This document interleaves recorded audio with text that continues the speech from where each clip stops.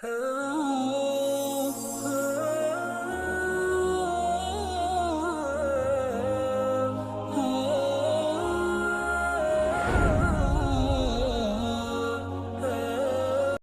தொழுவோம், பிள்ளைகளை தூக்கிட்டு தொழலாம். நம்ம பெண்கள் சொல்லக்கூடிய ஒரு சாட்டு என்ன தெரியுமா? வேணுமென்று சொல்லல, அவங்க அப்படி நினைச்சுக்கிறாங்க. சின்ன பிள்ளை என்ன மூத்திரம், அதனால பிள்ளை பெருக்கட்டும். அப்ப அதுக்கடையில் மவுத்தானா என்ன இது? மவுத்தானா என்ன செய்யுது? அதான் இஸ்லாம் சொல்லி தந்துட்டேன். பொம்பளை பிள்ளையா தண்ணியை கொட்டி விடு, ஆம்பளை பிள்ளையா தண்ணியை தொளிச்சு விடு. எனி டைம் நான் சுத்தமாக தான் இருக்கேன். எனி டைம் நான் சுத்தமாக தான் நிற்கும். வீட்டில் திண்ணையில் மூத்திரமா பண்ணி விடும். எல்லா நேரமும் எல்லா இடத்தையும் சுத்தமாக தான் இருக்குது. அப்போ அவ்வளோ பெரிய வீட்டை கட்டிக்கு தொழுக இடம் இல்லையா?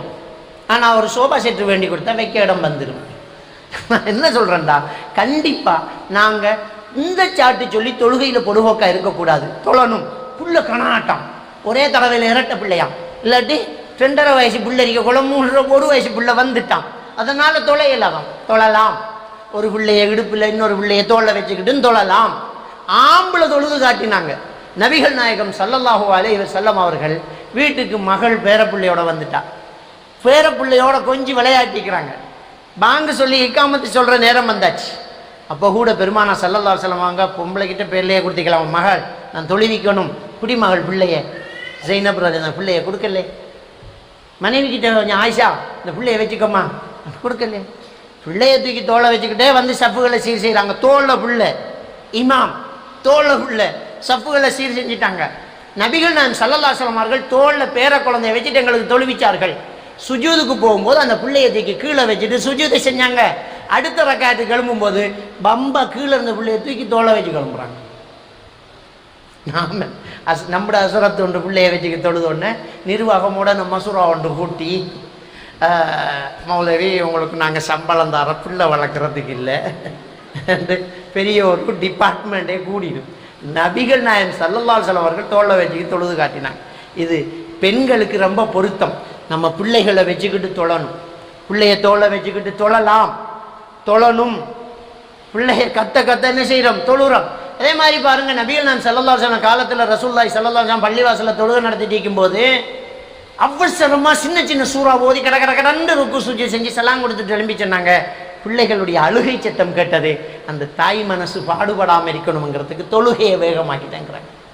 அப்போ பிள்ளைகளை எடுத்துக்கிட்டே பெண்கள் என்ன பள்ளிவாசலுக்கு தொழுகைக்கு வர்றாங்க. நாம ஒரு பிள்ளையை வச்சுக்கிட்டு சுபஹானல்லாஹ் ஒரே ஒரு பிள்ளையை வச்சுக்கிட்டு தொலையே இல்லாதான் என்னமோ அவதான் உலகத்தில் பிள்ளை வளர்க்குறாள் மாதிரியும் வேறு ஒருத்தருக்கும் பிள்ளைகள் இல்லாத மாதிரியும் பேச்சாயிருக்கும். 7 1 இல்லை 9 பிள்ளையை வச்சுக்கிட்டு நம்ம என்ன செய்ய முடியும்? தொழ முடியும். தொழுகைக்கு இது ஒரு ஷாட் இல்லை. நமக்கு அல்லாஹ் தஆலா விதிவிலக்காக மாசம் தார அந்த நாளை தவிர வேற எந்த காரணத்தை கொண்டு நம்ம தொழுகையை விடக்கூடாது. அப்போ மார்க்கம் நமக்கு சில சலுகைகள் தந்திருக்குது. சிலருக்கு தடுமல், சிலருக்கு ஜலதோஷம், சிலருக்கு பனி ஒத்துக்கிறல்ல, சுபகுக்கு குளிக்க இயலா, இப்படியான சில காரணங்களை சொல்லி வீட்டு மாப்பிள்ளையோட சண்டை.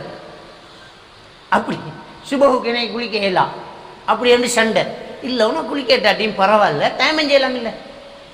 அப்போ நம்ம அடுத்தவங்களை நம்ம நோவினை செய்ய தேவையில்லை. நான் சொல்கிறது உங்களுக்கு புரியும்னு நினைக்கிறேன்.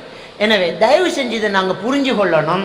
நமக்கு இஸ்லாம் தந்திருக்கக்கூடிய சலுகைகளை எடுக்கலாம். உங்களுக்கு தடுமல், வெளியில் பனி, முகத்தில் தண்ணி படுத்தலாம், டைமஞ்செய். குளிப்பு கடமைக்கு டைமம் செய்யலாமா இல்லையா? டைமஞ்செய். தொழுகை டைமுக்கு தொழு. சிலர் குளிப்பு கடமையாக போச்சு, சுபகுக்கு குளிச்சோம்னா அவ்வளோதான், சுபகு இல்லை லோருக்கு தான் ஹராம், நம்ம பாவத்தில் இருக்கிறோம், உங்களுக்கு குளிக்க ஏனாதான், ஏன் உங்களுக்கு மனசை உறுத்தணும்? அல்லாஹ் அனுமதி தந்திருக்க உங்களுக்கு ஏன் மனசை உறுத்துது? அவன் தான் ஒன்றும் பிரச்சனை இல்லை டைம் செய்யுங்கிறானே, அது எனக்கு பத்தியம் இல்லை. என்ன பத்தியம் இல்லை? நீ போய் மண்ணில் அடி, முகத்தில் தை, கையில் தை, தொழு இஸ்லாம் சொல்லுது தானே. ஒரு பேப்பரில் கொஞ்சம் மண் எடுத்து வச்சா கதை முடிஞ்சு போச்சு. அப்போ தயமம் செய்கிற சட்டங்களை நமக்கு தந்திருக்குது. பிரயாணத்தில் சேர்த்து தொழுகிற சட்டத்தை நமக்கு சலுகைகளை நமக்கு தந்திருக்குது.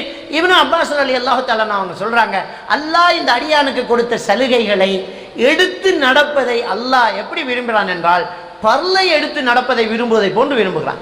நமக்கு தந்த ஃபர்லை நம்ம எப்படி செய்யணும்னு அல்லாஹ் விரும்புகிறானோ அது மாதிரி நமக்கு தந்த சலுகைகளை எடுத்து நடக்கிறத அல்லாஹ் விரும்புறான். நான் பிரயாணத்தில் தான் இருக்கிறேன், ஆனால் 4 தான் தொழுவேன், லோஹர 2 தொழ மாட்டேன் அப்படின்னு சொன்னா நம்முடைய முட்டாள்தனம். அது 2 தொழுவுறதான் அல்லாஹ் நமக்கு தந்த சலுகை. பிரயாணத்தில் நீ சுருக்கி தொழு, 2 தொழு, உனக்கு என்ன பிரச்சனை?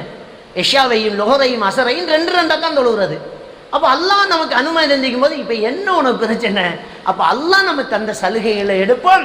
அதனால நமக்கு மார்க்கம் அப்படி ஈஸியாகும். அப்போ நம்முடைய பிள்ளைகளுக்கு அது வழங்கப்படுத்தலாம். எனவே தொழுகையில் ரொம்ப பொடுபோக்காக இருந்துடக்கூடாது, தொழுகை ரொம்ப கவனமாக இருக்கணும். இன்ன சலாத்த கானத்தல் மூமினின கிதாப மௌகூதா, மூமின்கள் மீது தொழுகை ஒரு நேரம் குறித்த கடமையாக என்ன செய்யப்பட்டிருக்குது, கடமையாக்கப்பட்டிருக்குது. அப்படிங்கிற ஒரு விஷயத்தை அல்லாஹ் தஆலா திருக்குர்ஆன்ல சொல்லி காட்டுறான். அந்த இந்த காரணங்கள் சொல்லி தொழுகையில் நாங்கள் பொடுபோக்கா இருக்கக்கூடாது. இருந்துட்டா நம்முடைய வாரிசுகள் அதை தவறாக எடுத்துரும்.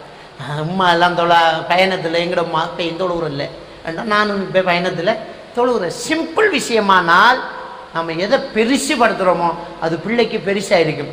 இப்போ உதாரணத்துக்கு நான் சொல்கிறேன், நாம்